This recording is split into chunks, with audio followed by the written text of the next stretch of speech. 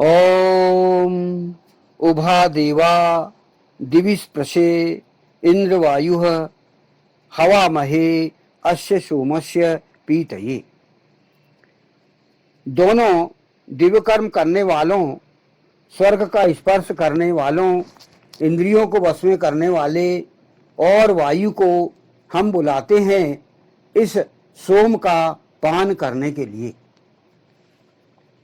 यह जो मंत्र लिया गया यह ऋग्वेद के प्रथम मंडल के 23वें सूक्त का द्वितीय मंत्र है और इस मंत्र के ऋषि हैं भगवान वेदातिथि महिमत कांड। और चूंकि यह जो 23वां सूक्त है, इस सूक्त में कुल 24 मंत्र हैं।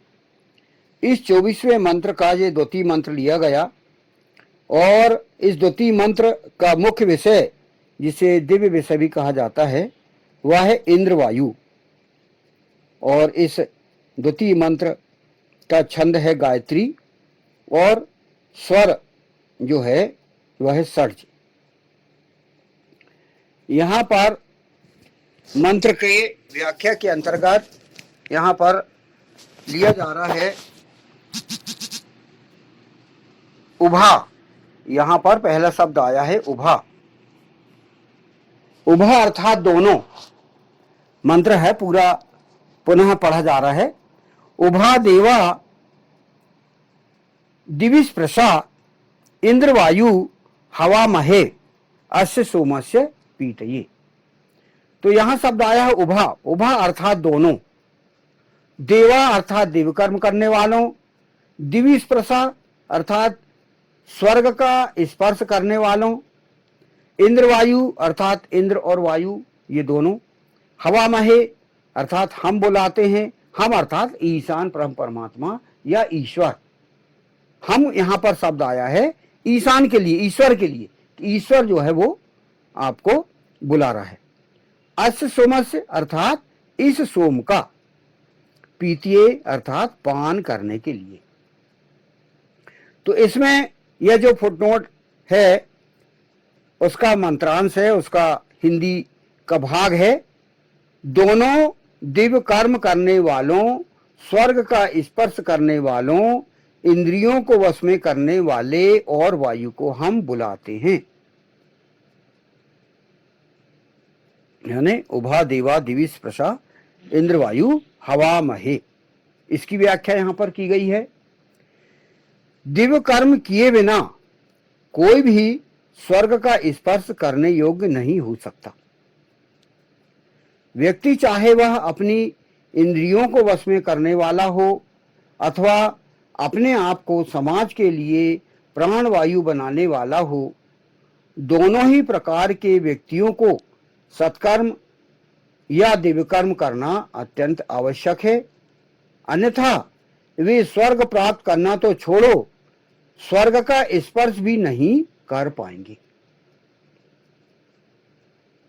यानी यहां पर यह कहा गया है कि आपको स्वर्ग, हर कोई चाह रहा है कि भाई उसका जो अंतिम जीवन हो, दिव्य जन्म हो, जो यहाँ से जब वो जाए अपने यहाँ कर्मों से फुर्सत होके या यहाँ सारे कर्तव्यों का निर्वहन करके वो जब जाए, जो मुक्ति उसको हो तो अच्छी हो मुक्ति। हर कोई चाहता है कि मैं जो है अच्छे से स्वर्ग में निवास करूं, अच्छी मुझे स्थान मिले, ईश्वर के सानिध्य में मैं रहूं और ईश्वर मुझे अच्छा निवास दे स्वर्ग में। हर किसी की इच्छा होती। तो उसके लिए यहाँ पर यह कहा गया है कि आप कुछ भी करके आप स्वर्ग प्राप्त नहीं कर सकते। आने क्या कहते हैं, स्पर्श भी नहीं कर सकते, है ना। तो यहाँ कहा गया है कि दोनों दिव्यकर्म करने वालों, स्वर्ग का स्पर्श करने वालों, दोनों का अर्थात इंद्र और वायु दोनों को कहा गया है। इंद्र अर्थात इंद्रियों को वश में करने वाला और वायु अर्थात ऐसा जो समाज के लिए प्राणवायु बन चुका हो, ऐसा इन दोनों को कहा गया है। और यह कहा गया कि दिव्य कर्म करना उन्हें पड़ेगा। दिव्य कर्म अर्थात ऐसे कर्म जो कि इस वेद के सिस्टम में बताए गए हैं। वेद एक सिस्टम है, सिस्टम ऑफ लाइफ है, जीवन व्यवस्था है। इन जीवन व्यवस्था के अनुसार काम किए बिना हम स्वर्ग को छू तक नहीं सकते, स्पर्श भी नहीं कर सकते। तो हमें और आगे आगे मतलब बहुत बड़े बड़े काम करना पड़ेगा, बहुत अच्छे अच्छे काम करना पड़ेगा, तब हमें जो दिव्य जन्म के अंतर्गत है अंतिम समय में हमको स्वर्ग तभी प्राप्त होगा। तो ये कहा गया है दोनों को, ऐसे व्यक्ति जो अपनी इंद्रियों को वश में करना चाहते हैं और ऐसा व्यक्ति जो समाज के लिए प्राणवायु बन चुका हो। यानी ऐसा व्यक्ति समाज के लिए प्राणवायु अर्थात बहुत समाज सुधारक हो, जिस व्यक्ति के बिना समाज में यानी उसकी आवश्यकता है, समाज में उसके बिना काम नहीं चल सकता, ऐसा व्यक्ति, ऐसा नेता हो, ऐसा लीडर हो, ऐसा जो जननायक हो, ऐसा युगनायक हो, ऐसा वो बन जाए, तो उस व्यक्ति के बिना जो है समाज की जो है आवश्यकता होती। तो ऐसा व्यक्ति जो है तो वायु बन जाता है। तो पहला व्यक्ति है इंद्रियों को वश में करने वाला अर्थात इंद्र, और दूसरा है वायु। वायु अर्थात ऐसा व्यक्ति जो कि समाज के लिए प्राण वायु बन चुका हो, जिसकी जरूरत हो कि वो जो है समाज सुधार के लिए ईश्वर को समर्पित हो, ऐसा व्यक्ति। तो यहां पर वही कहा गया कि दिव्य कर्म किए बिना कोई भी स्वर्ग का स्पर्श करने योग्य नहीं हो सकता। बिना दिव्य कर्म के हम स्वर्ग को छू भी नहीं सकते। व्यक्ति चाहे वो अपनी इंद्रियों को वश में करने वाला हो अथवा अपने आप को समाज के लिए प्राण वायु बनाने वाला हो, दोनों ही प्रकार के व्यक्तियों को सत्कर्म दिव्य कर्म करना अत्यंत आवश्यक है। अतः अपनी इंद्रियों को वश में करने वालों और समाज के लिए प्राण वायु बन जाने वाले समाज सुधारकों दोनों के ही लिए ईशान परम परमात्मा अर्थात ईश्वर का आह्वान सुनना आवश्यक है तथा धर्माचरण वेद पर आचरण करना अत्यंत अनिवार्य है। इसके लिए वेद में दोनों को पुकारा गया है। वेद के ज्ञान के बगैर ना तो देवकर्म ही किया जा सकता और ना ही भली भांति समाज सुधार ही किया जा सकता। यानी यहां पर वही है कि वेद, वेद मतलब जानना, और ये हम हर किसी के लिए अपन कह सकते भाई वेद बहुत गूढ़ है, ऐसी बात नहीं है। वेद बहुत सरल है। हम यदि उसको समझना चाहें तो वेद जो है हम उसको गंभीरता से समझें, सुने और उसमें मनन करें, मंथन करें अपना, तो बहुत सी सरल है। और एक स्वाभाविक रूप से वेद के जो सिद्धांत है वो सृष्टि में छाए हुए हैं। स्वाभाविक एक सिस्टम बना हुआ है जो तरंगों के रूप में, वेद की व्यवस्था, जीवन व्यवस्था तरंगों के रूप में अप्रत्यक्ष रूप में अपने आसपास घूम रही है।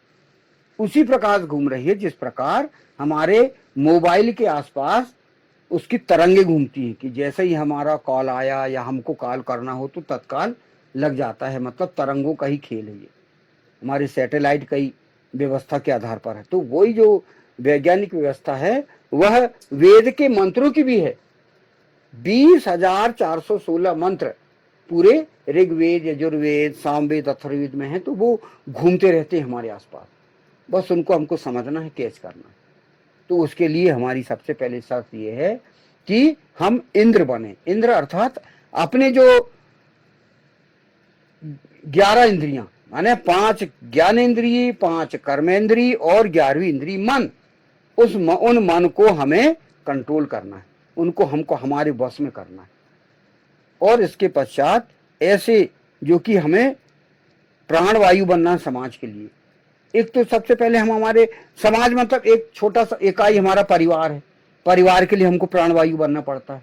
घर के जो प्रमुख हैं, घर के प्रमुख को क्या करना पड़ता है भाई, पूरे आपको जॉब करना है, उनके लिए कमा के लाना है, उनके पूरे खान पान की व्यवस्था करना है, पोषण आहार की व्यवस्था करना है, सभी व्यवस्था करना। तो हम अपने परिवार का मुख्य जो परिवार के लिए प्राणवायु है वो। ऐसे ही हमारा जो विस्तार है वो बढ़ते जाता है, परिवार फिर बढ़ता, हमारा परिवार बढ़ जाता है, बच्चे के बच्चे हो जाते हैं, फिर परिवार बढ़ता है, दूसरी तीसरी पीढ़ी हमारे साथ रहती है, वो हम मुखिया के रूप में हम प्राणवायु बन जाती। तो सबसे पहले हम परिवार के लिए बनते हैं, परिवार फिर बड़ा होता है, परिवार का जो समूह है समाज बन जाता है, समाज के लिए हमको कुछ, हम यदि कोई अच्छा कार्य कर रहे हैं तो हम फेमस हो जाते हैं, मोहल्ले वाले कहते हैं कि यार वो उनके से सलाह लेके, उनसे सलाह लेके हम हमारे समस्याओं को हल कर सकते हैं, आपसे सलाह लेते हैं। तो वो सलाह ले रहा है व्यक्ति और मान रहा है, मतलब आप उसके लिए प्राणवायु बन गए, आप उसकी समस्या हल कर ली, मतलब आपको उसकी जरूरत है और वो है। तो ऐसा व्यक्ति और आचरण, अच्छे आचरण करते हुए वो यदि स्वर्ग यानी प्राप्त करने की इच्छा है तो मतलब उसको स्वर्ग प्राप्त होगा, अच्छे से उसका उद्धार हो जाएगा। ये है अगला फुटनोट है इसमें, इस सोम का पान के लिए अस्य सोमा से पीतिए। यहां कहा गया है इंद्रियों को वश में करने वाले इंद्र और सत्कर्मों के माध्यम से समाज के लिए प्राणवायु बन जाने वाले वायु, दोनों ही प्रकार के व्यक्तियों को सोम बनना आवश्यक है। सोम बनना आवश्यक है मतलब ये है कि एक तो आपको सोम का अर्थ ये है कि आप औषधियों का रस आप लेते रहो, आप अपने स्वस्थ रहो, अपने आप को हृष्ट पुष्ट बनाए रखो। और फिर सोम का दूसरा अर्थ ये है कि आप विवाहित हो, प्रजनन कर्म करो और अपना परिवार बनाओ, और परिवार बनाकर आप एक से दो हो गए ना आप, तब तो आप अपना जो है प्रचार प्रसार और आपका जो जीवन उद्देश्य है, खुद अच्छा बनना, दूसरों को अच्छा बनाना, अर्थात वेद में जो कहा गया था कृण्वन्तो विश्वमार्यम, वो आप कैसे करोगे जब तक आप एक से दो नहीं होगे, दो से तीन, तीन से चार, ये होना आवश्यक है। हम हमारे सत्कर्मों का समाज रचना हमको करना है, सत्कर्म करने वालों का समाज हमको बनाना है। तो उसके लिए इंद्र और वायु को विवाह करने की अनुमति दी गई है। इंद्र ऐसा जो अपनी इंद्रियों को बस में करने वाला हो, जो सत्कर्मी हो, जो अच्छे काम करने वाला हो, उसे विवाह करने के लिए बोला गया है। और ऐसा व्यक्ति जो समाज के लिए प्राणवायु बन चुका हो, समाज के लिए बहुत अति आवश्यक हो, जो कि जिसके बिना उसका काम नहीं चल सकता, तो उसे कहा गया है कि इस सोम का पान के लिए, माने इंद्रियों को बस में करना है, अच्छे आचरण करना है, वेद पर आचरण करना है, साथ ही साथ आपको विवाहित भी होना है और विवाह करके आपको समाज का उद्धार करना है। तो यहां वही कहा गया है कि इंद्रियों को वश में करने वाले इंद्र और सत्कर्मों के माध्यम से समाज के लिए प्राणवायु बन जाने वाले वायु, दोनों ही प्रकार के व्यक्तियों को सोम बनना आवश्यक है। उन्हें औरतगमन करना होगा तथा प्रजनन कर्म के माध्यम से संतानोत्पत्ति कर समाज को उत्तम कर्म करने वाले नागरिक प्रदान करने होंगे। अच्छे नागरिक बनाना है, सत्कर्मी बनाना है अपन को, माने जो हम अच्छे आचरण करेंगे तो हमारे जो जीन्स हैं उस संतान में भी जाएंगे और वो भी अच्छे कर्म करेंगे। ये है, व्यक्ति कितना ही सत्कर्म और उत्तम कर्म करने वाला तथा जन सामान्य का हित करने वाला क्यों ना हो, किंतु उसे विवाह करना आवश्यक है तथा परिवार बनाना आवश्यक है। दाम्पत्य जीवन में, पारिवारिक जीवन में उसकी सफलता ही उसे सच्चा समाज सेवक बना सकती है। यानी जो व्यक्ति दाम्पत्य जीवन में सफल है, जो व्यक्ति पारिवारिक जीवन में सफल है, उसे ही सच्चा सेवक स्वीकार किया गया है। हम हमारे विवाह के पश्चात हम सफल हैं हमारे परिवार में, हमारे समाज में, तो वह जो है सच्चा समाज सेवी बन सकता हो व्यक्ति, जो कि प्राणवायु समाज के लिए हो जाता है। औरत परित्यागवादी, इंद्रियों को वश में करने वाला या समाज सुधारक का जीवन समस्त गृहस्थों के लिए आदर्श नहीं हो सकता। औरत परित्यागवाद वेद में नहीं है। यानी जो हम देख रहे हैं कितने बड़े परिणाम हुए, भीष्म ने सोच लिया कि भाई मैं विवाह नहीं करूंगा, और विवाह नहीं करूंगा, ये उन्हें भीष्म प्रतिज्ञा ले लिए, और उसके बाद आप पूरा देख लो कि समाज कहां गया, पूरा महाभारत हो गया और कितने बड़े घटनाएं हो गई, कितना बड़ा कांड हो गया। कई और भी उदाहरण हैं जिन्होंने विवाह न करने की सोचे और उन्होंने किस प्रकार उनका समाज में किस प्रकार के दुष्परिणाम हुए ये हम देख सकते हैं। यानी यहाँ पर ईशान परम परमात्मा ये कह रहा है कि आपको 1 से 2 होना जरूरी है। योग मतलब योग बनाना, 1 से 2 होना, 2 से 3 4। तो मतलब ये जो है समाज, जैसे कि सृष्टि बढ़ेगी तभी तो सृष्टि बढ़ेगी, है ना। तो उस हिसाब से व्यक्तियों को विवाह करने के लिए प्रशिक्षण की भी आवश्यकता है। यानी विवाह एक जनसिद्ध अधिकार नहीं है बल्कि प्रशिक्षण सिद्ध अधिकार है।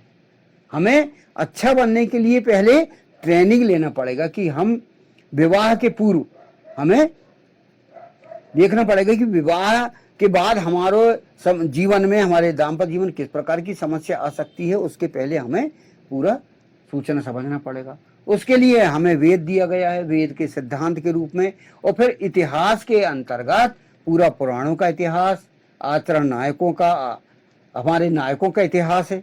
भगवान विष्णु, भगवान शंकर, भगवान राम, भगवान कृष्ण, इन्होंने सभी ने विवाह किया। इनके विवाह में किस प्रकार की समस्याएं आई, आप उनको सीरियलों में या पुराणों में, शास्त्रों में पढ़ सकते हैं, और हम हमारे जीवन को आदर्श बना सकते हैं। हमें आज के जो पाश्चात्य जीवन के इतिहास को नहीं समझना है, बल्कि जो पुराणों का इतिहास है, जो हमारे आचरण नायकों का इतिहास, जो हमारे जो सदाचरण करने वाले, जिन्होंने वेद पर आचरण किया, उनके इतिहास को आपको देखना है और उनको आपको आत्मसात करना है और अपने जीवन को सफल बनाना है। तो ये यहां पर कहा गया मंत्र, यहां पर इतना ही लिया गया। दोनों देवकर्म करने वालों, स्वर्ग का स्पर्श करने वालों, इंद्रियों को वश में करने वाले और वायु को हम बुलाते हैं इस सोम का पान करने के लिए। ओम उभा देवा दिविस्पृशा इंद्र वायु हवा महे अश्य सोमस्य पीतये। ओम।